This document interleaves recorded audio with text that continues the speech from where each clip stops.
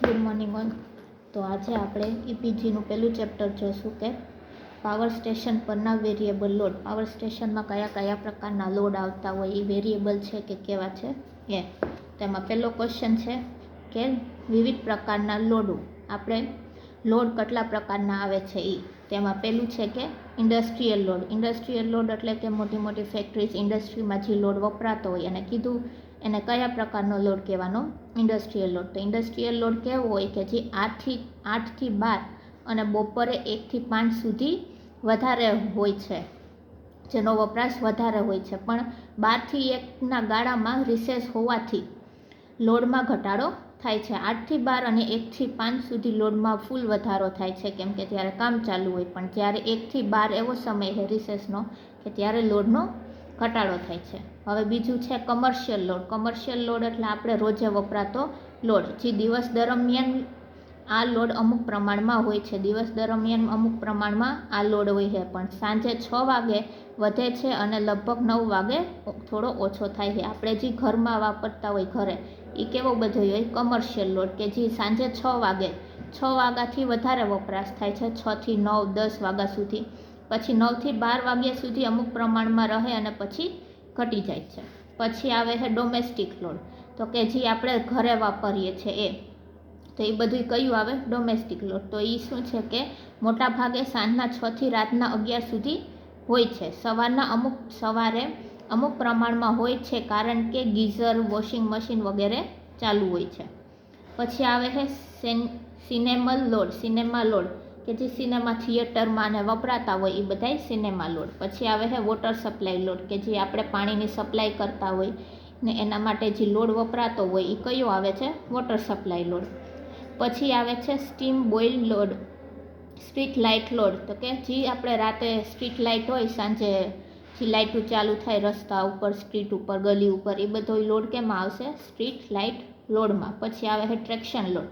Traction load એટલે કે જે ટ્રેનમાં વપરાતો લોડ હોય એ બધા લોડ જે આવે એ કેમાં આવશે, ટ્રેક્શન લોડ. પછી મેટ્રોપોલિટન લોડ, તો કે આ load office, bank, hospital, school વગેરેને લીધે હોય છે.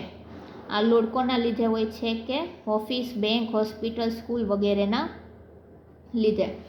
પછી આવે છે ખેતીવાડી માટેના લોડ, કે ખેતીમાં જે આપણે લોડ વાપરતા હોય એ બધો ખેતીવાડીમાં, જ્યાં સાચી સલામત ઓછી હોય છે ત્યાં આ લોડ હોય છે, જ્યાં સિંચાઈની સવાલત ઓછી હોય છે ત્યાં આ લોડ હોય છે.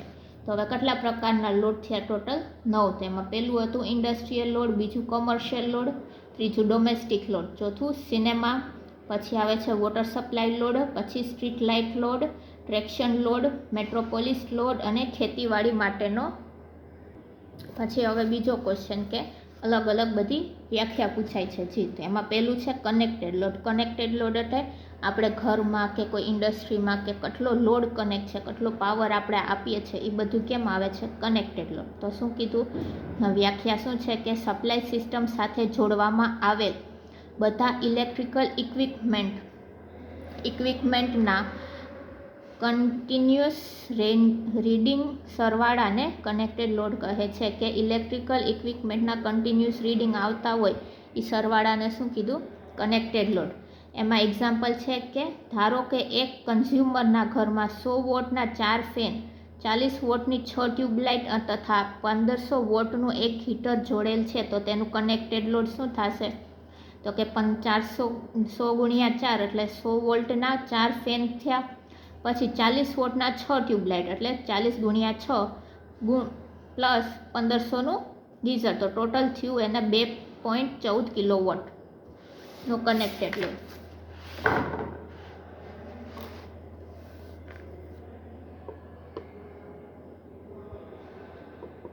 હવે છે ડિમાન્ડ ફેક્ટર, કે કેટલા લોડની આપણે ડિમાન્ડ છે એ બધું કેમ આવે છે, ડિમાન્ડ ફેક્ટર. તો ડિમાન્ડ ફેક્ટર બરાબર મેક્સિમમ ડિમાન્ડના છેદમાં કનેક્ટેડ લોડ, કે મેક્સિમમ એટલે મહત્તમ, કેટલી ડિમાન્ડ છે. આપણે અમુક ટાઈમે વધારે હોય, રાતે સવારે હોય તો એમાં વધારે થાય, બપોરના ગાળામાં શું થાય, ડિમાન્ડ ઓછી થઈ જાય, મેક્સિમમ ડિમાન્ડ ઓછી થઈ જાય. પછી રાતના સમયમાં શું થાય કે એ પાછી વધી જાય. તો એ સેમ એનું સૂત્ર શું થાય, મેક્સિમમ ડિમાન્ડના છેદમાં કનેક્ટેડ લોડ. હવે એનું ઉદાહરણ છે કે ઉપર 2.31માં દર્શાવ્યા કન્ઝ્યુમર મેક્સિમમ ડિમાન્ડ 1580 વોલ્ટ હોય તો કે મેક્સિમમ ડિમાન્ડ આપણે કેટલી આપી દીધી 1580, તો એનું ડિમાન્ડ ફેક્ટર બરાબર શું થાય 1580 છેદમાં 2140, તો એનું ડિમાન્ડ ફેક્ટર કેટલું થયું 0.738. હવે એક વસ્તુ ધ્યાનમાં રાખવાની કે ડિમાન્ડ ફેક્ટરની કિંમત છે ને હંમેશા 0.5 અને 0.8ની વચ્ચે જ હોવી જોઈએ. ડિમાન્ડ ફેક્ટરની કિંમત 0.5 અને 8ની વચ્ચે જ હોવી જોઈએ. બીજી વ્યાખ્યા છે કે connected load factor. Connected load આગળ જોયું, હવે એનું ફેક્ટર તો કે એવરેજ ડિમાન્ડના છેદમાં કનેક્ટેડ લોડ. આપણે ડિમાન્ડ કેટલી જોતી છે એના છેદમાં કનેક્ટેડ લોડ. પછી આવે છે ડાયવર્સિટી ફેક્ટર. તો ડાયવર્સિટી ફેક્ટર એટલે શું થાય વ્યક્તિગત મેક્સિમમ ડિમાન્ડનો સરવાળો. આપણે એક જણાને કેટલી પાવરની ડિમાન્ડ છે એ બધાનો સરવાળો છેદમાં એક સાથે મેક્સિમમ ડિમાન્ડ. હવે ઓવરઓલ બધાનો સરવાળો કે મેક્સિમમ ડિમાન્ડ આપણે ઘરમાં કેટલી જોઈએ એને છેદમાં. આને ગ્રુપ ડાયવર્સિટી ફેક્ટર કહે છે. હવે ડાયવર્સિટી ફેક્ટર હંમેશા એક કરતાં વધારે હોય છે. ડાયવર્સિટી ફેક્ટર કેવું હશે? એક કરતાં વધારે. હવે એક્ઝામ્પલ જોઈએ કે એક ફીડર પરથી 8 કન્ઝ્યુમરને સપ્લાય આપવામાં આવે. એક ફીડર એટલે એક પોલ, એક થાંભલા ઉપરથી 8 કન્ઝ્યુમરને સપ્લાય આપવામાં આવે. દરેક કન્ઝ્યુમરની મેક્સિમમ ડિમાન્ડ 2000, 1000, 1500, 3500, 800, 1200, 1400 અને 2600 વોટ છે. તેને સાયમલ્ટેનિયસલી મેક્સિમમ ડિમાન્ડ 9000 વોલ્ટ હોય તો કન્ઝ્યુમર અને ફીડર વચ્ચેનું ડાયવર્સિટી ફેક્ટર શોધો. હવે આપણે અલગ અલગ કન્ઝ્યુમર છે, ટોટલ કેટલા અને કીધા છે 8, તો 8ની અલગ અલગ આપી દીધી મેક્સિમમ ડિમાન્ડ અને ઓવરઓલ મેક્સિમમ ડિમાન્ડ એ આપી દીધી. તો હવે આપણે શું શોધવાનું? Diversity factor. તેનો કરી નાખ્યું. આ બધાનું વ્યક્તિગતના સરવાળો કરવાનું છેદમાં 9000. વ્યક્તિગતનું સરવાળો કર્યું છેદમાં 9000, તો જવાબ શું આવ્યું? 1.55. હવે કોઇન્સિડન્સ ફેક્ટર એટલે સાયમલ્ટેનિયસલી મેક્સિમમ ડિમાન્ડ છેદમાં વ્યક્તિગત મેક્સિમમ ડિમાન્ડ. આનું ઊંધું કે સાયમલ્ટેનિયસલી એટલે આપણે બધી જે મેક્સિમમ ડિમાન્ડ આપી દીધી હોય એ છેદમાં વ્યક્તિગત મેક્સિમમ ડિમાન્ડ. અને બીજી રીત છે કે ગ્રુપ ડાયવર્સિટી ફેક્ટરનું અંશમાં 1/, ગ્રુપ ડાયવર્સિટી ફેક્ટર એટલે પણ શું થાય? Coincidence factor. આપણે કેટલી 5 વ્યાખ્યા જોઈ. એમાં પહેલું હતી કનેક્ટેડ લોડ, કે આપણા ઘરમાં કેટલો લોડ કનેક્ટ છે, કેટલું પાવર આવે છે એને શું કીધું? Connected load. પછી આવે છે ડિમાન્ડ ફેક્ટર. તો કે ડિમાન્ડ ફેક્ટર એટલે મેક્સિમમ ડિમાન્ડ, આપણી કેટલી ડિમાન્ડ છે ઘરમાં છેદમાં કનેક્ટેડ લોડ કેટલો કનેક્ટેડ છે. તો મેક્સિમમ ડિમાન્ડ ફેક્ટર 0.5 અને 0.8ની વચ્ચે હોવી જોઈએ. પછી છે કનેક્ટેડ લોડ ફેક્ટર, કે ઘરમાં કેટલો લોડ કનેક્ટ છે એનું ફેક્ટર કાઢવાનું. તો કે એવરેજ ડિમાન્ડના છેદમાં કનેક્ટેડ લોડ. પછી આવે છે ડાયવર્સિટી ફેક્ટર. તો કે વ્યક્તિગત મેક્સિમમ ડિમાન્ડનો સરવાળો, એક ઘર દીઠ કેટલું મેક્સિમમ ડિમાન્ડ જોતી છે છેદમાં એક આરે એ કેટલું આપે છે એનો ગુણોત્તરને ડાયવર્સિટી ફેક્ટર કરે. હવે ડાયવર્સિટી ફેક્ટર છે ને એક કરતાં વધારે ન હોવું જોઈએ. પછી આવે છે કોઇન્સિડન્સ ફેક્ટર. તો કે 1/, ગ્રુપ ડાયવર્સિટી ફેક્ટરને શું કહેવાય? Coincidence factor. હવે એક દાખલો જોઈએ. આ દાખલો શું છે કે એક પાવર સ્ટેશન પરની મેક્સિમમ ડિમાન્ડ 40 મેગાવોટ છે. સ્ટેશન પર જોડેલ ફૂલ લોડ 100 મેગાવોટ છે. સ્ટેશન પરની એવરેજ ડિમાન્ડ 25 મેગાવોટ હોય તો લોડ ફેક્ટર, ડિમાન્ડ ફેક્ટર અને કનેક્ટેડ લોડ ફેક્ટર શોધો. હવે આપણે શું આપ્યું છે કે મેક્સિમમ ડિમાન્ડ બરાબર 40 મેગાવોટ. પછી સ્ટેશન પર જોડેલ ફૂલ લોડ, તો કે ફૂલ લોડ અથવા કનેક્ટેડ લોડ કેટલો છે? તો કે 100 મેગાવોટ ને એવરેજ ડિમાન્ડ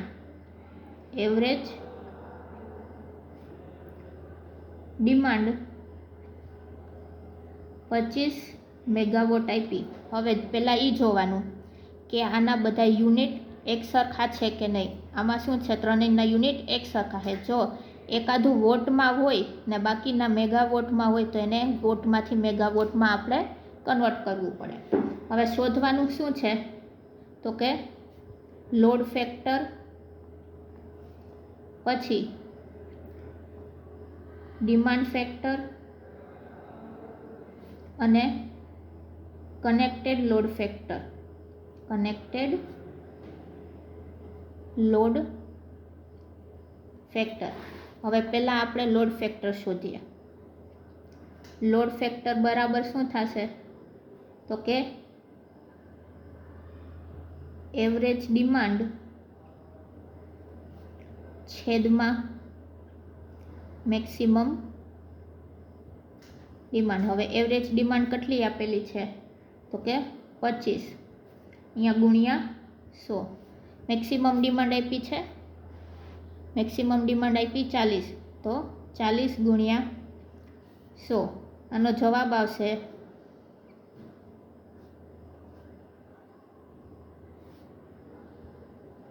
62.5%.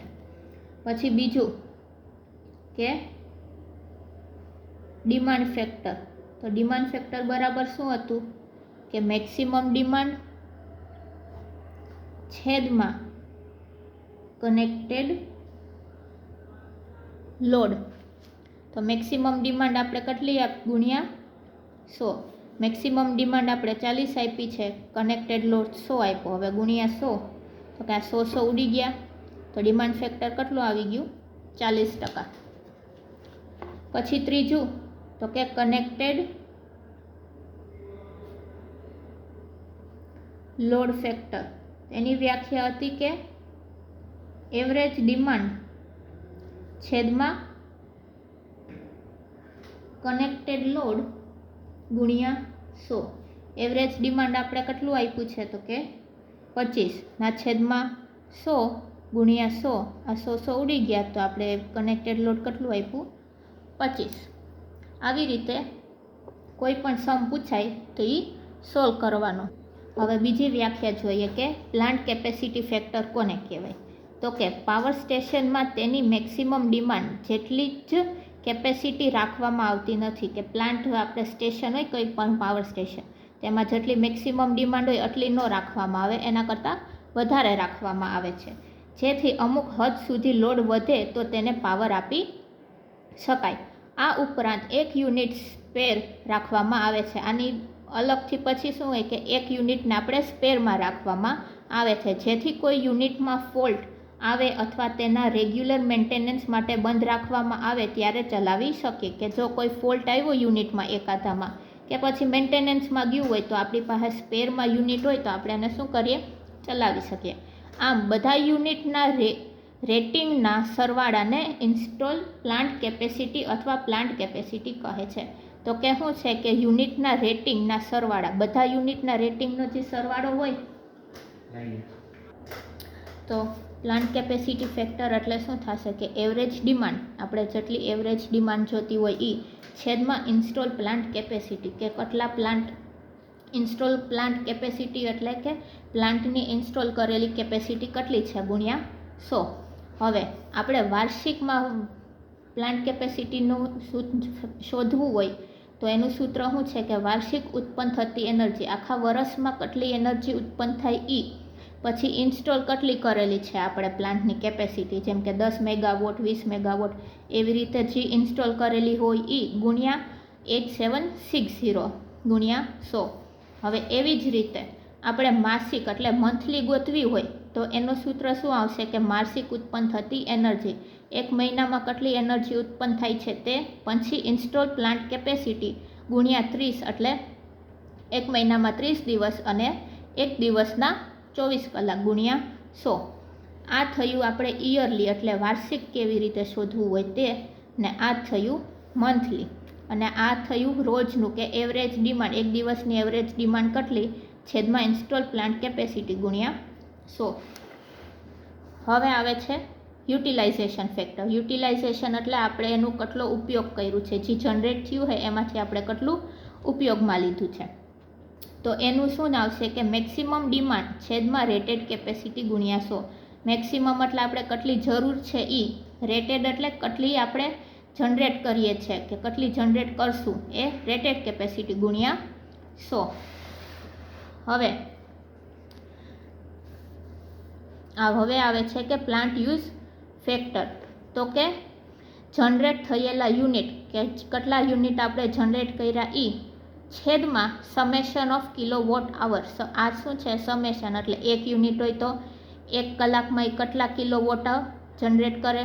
એવી જ રીતે 3 યુનિટ હોય તો 3 યુનિટનો સરવાળો, અથવા 1 કલાકનો 20 હોય તો પછી બીજે કલાકે કેટલું કર્યું, ત્રીજા કલાકે એનું કેટલું થયું, એ બધાનો સરવાળો ગુણ્યા 100. હવે એમાં શું છે કે જ્યારે કિલોવોટ 1, કિલોવોટ 2 વગેરે યુનિટની કેપેસિટી છે જે અનુક્રમે H1 અને H2, H1 અને H2 એટલે કલાક ચલાવવામાં આવ્યા, પ્લાન્ટ યુઝ ફેક્ટર દર્શાવે છે કે યુનિટ જ્યારે ઓપરેટ કરવામાં આવ્યું ત્યારે તેની કેપેસિટી ખરેખર કેટલો ઉપયોગ થાય. હવે આપણે 3 વ્યાખ્યા છે. એમાં પહેલું હતું પ્લાન્ટ કેપેસિટી ફેક્ટર, પછી યુટિલાઇઝેશન ફેક્ટર અને પછી આવ્યું છે પ્લાન્ટ યુઝ ફેક્ટર. આ ત્રણેયની સૂત્ર યાદ રાખવાના રહેશે અને આ ત્રણેય ઉપરથી દાખલા પણ એક્ઝામમાં પૂછાય છે.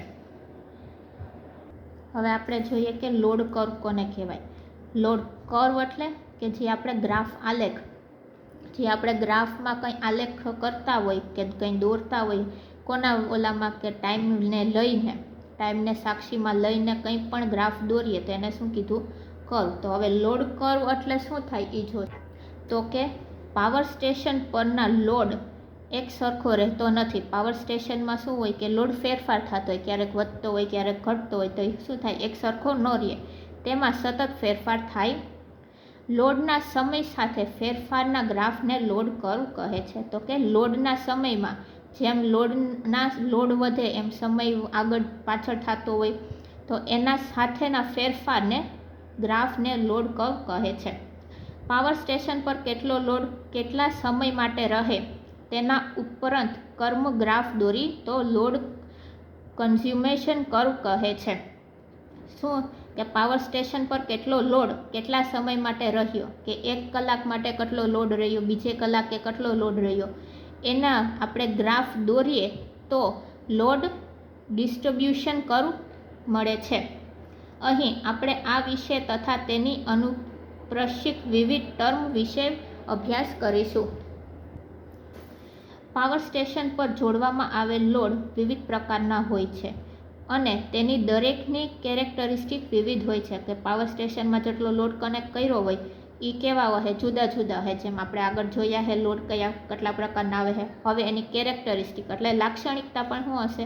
અલગ અલગ હશે. ઇલેક્ટ્રિક કન્ઝ્યુમર લોડ હશે તો એની કંઈક લાક્ષણિકતા હશે, પછી ઇન્ડસ્ટ્રીયલ લોડ હશે તો એની હશે. એવી રીતે બધાની લાક્ષણિકતા કેવી હશે? અલગ અલગ હશે. આ લોડ તેની જરૂરિયાત મુજબ ચાલુ બંધ થતા હોય છે કે પરિણામે પાવર સ્ટેશન પરનો લોડ એક સરખો રહેતો નથી, પરંતુ તેમાં ફેરફાર થયા કરે છે. કે શું છે કે પાવર સ્ટેશનનો લોડ એક સરખો ન રહે પણ એમાં ફેરફાર થયા કરે છે. હવે આ શું છે કે કેટલી લોડ કર્વ છે? Daily load curve. આખા એક દિવસની લોડ કર્વ કેવી છે એ. હવે આપણે આમાં જોયું કે કોની વચ્ચે આલેખ આપેલો છે? તો કે ટાઈમ. આ જે નીચે છે એ શું છે? ટાઈમ આપેલો છે અને આ લોડ આપ્યો છે. કેમાં? કિલોવોટમાં, કે કેટલો લોડ છે એ. હવે આપણે જોઈએ કે સવારે 12 વાગે એટલે રાતના 12 વાગેથી ચાલુ કરી અને પાછું બીજા દિવસનું જોવાનું. હવે રાતે 12 વાગ્યાનો લોડ કેવો હશે? સાવ ઓછો છે. જો પછી 6 વાગ્યાથી શું થાય કે થોડો કરી અને વધી ક્યાં સુધી વધ્યો? બપોરના 11 વાગ્યા સુધી. પછી 11 વાગ્યાથી પાછું કેટલા વાગ્યા સુધી? તો કે 1 વાગ્યા સુધી પાછું ઘટ્યું. પછી 1 વાગ્યાથી પાછું વધતું ગયું તે છેલ્લે જઈએ સાંજના 7 વાગ્યા. અહીંયા 7, 8 અને 6 ને 8ની વચ્ચે 7 જોઈએ તો 7 વાગે કેટલો હશે? કે સૌથી વધારે લોડ હશે અને પછી પાછો શું થાય? ઘટતું જાય. હવે આ જે છે અહીંયા લાઈન કરેલી છે એ શું છે કે એવરેજ ડિમાન્ડ. આટલી તો આપણે જરૂર પડે જ છે લોડની રોજે. અને મેક્સિમમ ડિમાન્ડ એટલે કે કયા ટાઈમ ઉપર સૌથી વધારે લોડ વપરાશ થયો એને શું કીધું? Maximum demand. હવે આપણે શું જોવાનું કે લોડ કર્વની માહિતી, લોડ કર્વમાંથી મળતી માહિતી, લોડ કર્વ ઉપરથી આપણે શું શું ખબર પડે. તો પહેલું શું છે? કોઈ પણ સમયે પાવર સ્ટેશન પર કેટલો લોડ હતો તેની માહિતી મળે. કોઈ પણ ટાઈમ આપણે જોઈ લ્યો, કેમ કે આમાં આપણે જોવું કે 7 વાગ્યાની કેટલી લોડ હે તો શું થયું? મેક્સિમમ આવી ગયું. એવી જ રીતે કોઈ પણ સમયનું આપણે લોડ જોવું હોય તો એ મળી જાય. પછી લોડ કર્વનું પીક એ સ્ટેશન પરનો મહત્તમ લોડ દર્શાવે છે, કે લોડ કર્વ શું દર્શાવે છે? કે કયા ટાઈમે મેક્સિમમ ડિમાન્ડ હતી. પછી ત્રીજું તો કે કર્વની નીચેનો એરિયા જનરેટ થયેલા યુનિટ દર્શાવે છે, કે કર્વની નીચેનો આ જે નીચેનો એરિયા છે આવાળો, એ શું દર્શાવે છે? કે જનરેટ થયેલા યુનિટ, કેટલા યુનિટ જનરેટ થયા છે એ. હવે એવરેજ ડિમાન્ડ બરાબર શું આવશે? કર્વની નીચેનો એરિયા છેદમાં બેઝ. બેઝ એટલે કર્વની નીચેનો એવરેજ ડિમાન્ડ શોધવું હોય તો આ જે નીચેનું છે એ છેદમાં બેઝ. બેઝ એટલે અહીંયા 2 પછી 4 6 આ બધું શું છે? બેઝમાં. પછી તો લોડ ફેક્ટર શોધવું. લોડ ફેક્ટર એ આપણે બતાવશે તો એ કેવી રીતે શોધવાનું? કર્વની નીચેનો એરિયા છેદમાં કર્વના રેક્ટેન્ગ્યુલરનો એરિયા. કર્વની નીચેનો એરિયા છેદમાં કર્વનું રેક્ટેન્ગ્યુલરનો એરિયા. આ કર્વની નીચેનો એરિયા થયો. પછી આવે છે કે રેક્ટેંગલ, એટલે આ જે રેક્ટેંગલ છે એનો એરિયા. એ શું બતાવશે આપણે? Load factor. હવે લોડ ફેક્ટર એ પાછું કેવું હશે? રોજનું હશે, ડેઇલી હશે, પછી માસિક હશે અને આખા વર્ષનું હશે. તો માસિક આપણે ગોતવું હોય તો એ કેવી રીતે છે? કે જનરેટ થયેલા યુનિટ, કેટલા યુનિટ જનરેટ થયા એ છેદમાં મેક્સિમમ ડિમાન્ડના છેદમાં કલાક. મેક્સિમમ ડિમાન્ડ કેટલી છે એ ગુણ્યા કલાક. હવે એવી જ રીતે આપણે ઈયરલી એટલે આખા વર્ષનું શોધવું હોય તો કે વર્ષ દરમિયાન જનરેટ થયેલા યુનિટ, આખા વર્ષમાં કેટલા યુનિટ જનરેટ થયા એ છેદમાં મેક્સિમમ ડિમાન્ડ કેટલી હતી ગુણ્યા 8760. આ થયું ઈયરલીનું. હવે લોડ કર્વ એટલે શું થાય? તો કે જે પાવર સ્ટેશનનો લોડ સરખો ન હોય એમાં શું થતું હોય? ટાઈમના સાપેક્ષમાં ફેરફાર થતો હોય. એ ફેરફારને શું કહેવાય? એ ફેરફારના ગ્રાફને આપણે લોડ કર્વ કીધો. હવે લોડ કર્વ ઉપરથી આપણે કઈ કઈ વસ્તુ ખબર પડી? તો કે પહેલું કે કયા સમયે કેટલો પાવર જનરેટ થયો કે કેટલો પાવર વપરાણો એ. બીજું તો કે લોડ કર્વની મેક્સિમમ ડિમાન્ડ કેટલી છે, આપણે મેક્સિમમ ડિમાન્ડ ખબર પડે. પછી ત્રીજું કે કર્વની નીચેના એરિયા જનરેટ થયેલા યુનિટ દર્શાવે છે. કર્વની નીચેનો જે આ એરિયા છે એ શું દર્શાવે? કે કેટલા યુનિટ જનરેટ થયા. પછી ચોથું આપણે એવરેજ ડિમાન્ડ પણ ખબર પડી શકે છે અને કે લોડ ફેક્ટર આપણો કેટલો છે એ પણ ખબર પડે છે. હવે એ ક્વેશ્ચન કેવી રીતે પૂછાય? કે લોડ કર્વની વ્યાખ્યા આપો અને તેમાંથી મળતી માહિતી સમજાવો. તો એમાં તમારે કેટલું લખવાનું આવશે? તો કે આની વ્યાખ્યા લખવાની. બીજું આ ગ્રાફ દોરવાનો. આ ગ્રાફ દોરી અને આ જેટલા પોઈન્ટ્સ છે એ બધાય તમારે સમજાવવાના. હવે લોડ ફેક્ટર આપણે જે શોધીએ છીએ, લોડ ફેક્ટર શોધવાની 3 અલગ અલગ છે. રોજે કેવી રીતે શોધવાનું આવે, પછી મંથલી એટલે માસિકમાં કેવી રીતે, અને ઈયરલી. તો એ ત્રણેય આપણે લખવું પડશે.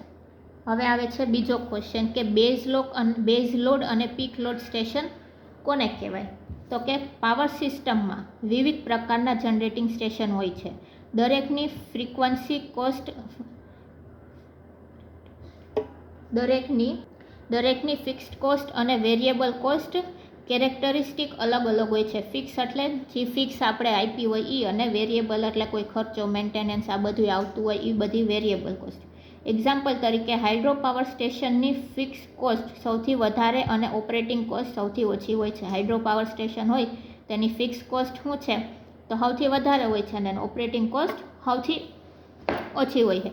જ્યારે થર્મલ પાવર સ્ટેશનમાં ફિક્સ કોસ્ટ પ્રમાણમાં ઓછી તથા રનિંગ કોસ્ટ પ્રમાણમાં વધારે હોય છે. કે ફિક્સ કોસ્ટ કેવી હોય છે? ઓછી હોય છે, પણ ઓપરેટિંગ કોસ્ટ કેવી હોય છે? વધારે હોય છે. હવે પાવર સિસ્ટમમાં યુનિટ એવી રીતે ચલાવવા જોઈએ કે ઓવરઓલ કોસ્ટ પ્રતિ યુનિટ ઓછી આવે. તો પાવર સિસ્ટમમાં યુનિટ કેવા ચલાવવાના કે ઓવરઓલ જે પણ કોસ્ટ આવે કેવો આવવો છે, ઓછો આવવો છે. આ બધા મુદ્દાઓને ધ્યાનમાં રાખીને પાવર સિસ્ટમમાં અમુક પાવર સ્ટેશન આખો વર્ષ દરમિયાન ચાલુ રાખવામાં આવે. આ બધા મુદ્દા ધ્યાનમાં રાખીએ તો એના શું છે કે આખું વર્ષ દરમિયાન પાવર સ્ટેશન ચાલુ રહે છે, જેને બેઝ લોડ સ્ટેશન કહે છે. જેને આપણે બેઝ લોડ કે જે આખું વર્ષ હાલતું હોય, ક્યારેય બંધ ન થતું હોય, એને શું કહેવાનું? Base load station. જ્યારે અમુક પાવર સ્ટેશન દિવસમાં પીક લોડ આવે ત્યારે જ ચાલુ કરવામાં આવે. કે પીક એટલે કે લોડ વધે, લોડ વધ્યો હોય ત્યારે આપણે વધારે લોડની જરૂર પડે, તો ત્યારે જે સ્ટેશનને ચાલુ કરવામાં આવે કે ત્યારે જે યુનિટને ચાલુ કરવામાં આવે એને શું કીધું? Peak load station.